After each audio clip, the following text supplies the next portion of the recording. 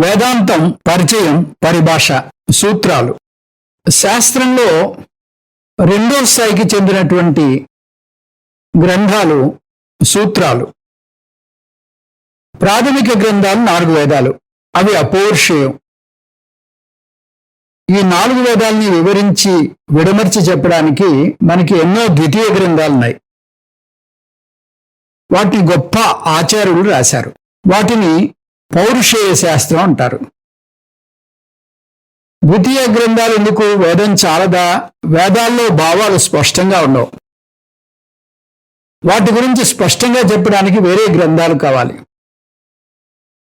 ఒక పిల్లవాడికి 1 అని చెప్తే తెలియదు, అందుకని అరటిపండు ఒక మామిడి పండు చూపించాలి. అలాగే వేదం చెప్పిన విషయాల్ని కథల రూపంలో బోధించాలి.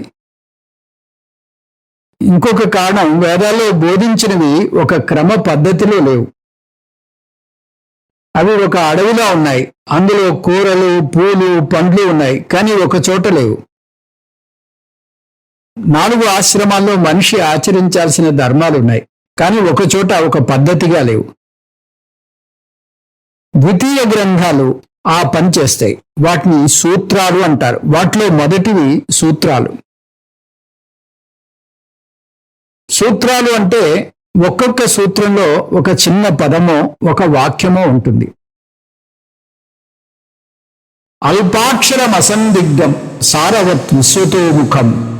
సూత్రాల్లో వేద విషయం ఉంటుంది, కానీ టూకీగా ఉంటుంది. వేదాల్లో చెల్లాచెదురుగా ఉన్న అనేక సూత్రాల్ని అనేక అంశాల కింద ఏర్చి కూర్చి ఒక చోట ఏర్పరుస్తుంది. ధర్మసూత్రాన్ని వ్యక్తి పాటించాల్సిన విలువలు, ధర్మాలు, బాధ్యతలు ఇందులో ఉంటాయి. గృహ్య సూత్రాన్ని వ్యక్తి నుంచి కుటుంబ స్థాయిలో ఉన్న విలువలు, ధర్మాలు, బాధ్యతలు ఇందులో ఉంటాయి.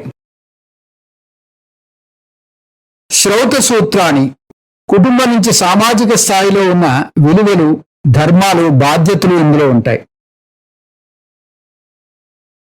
ఈ విధంగా అనేక సూత్ర గ్రంథాలు ఉన్నాయి మనకి.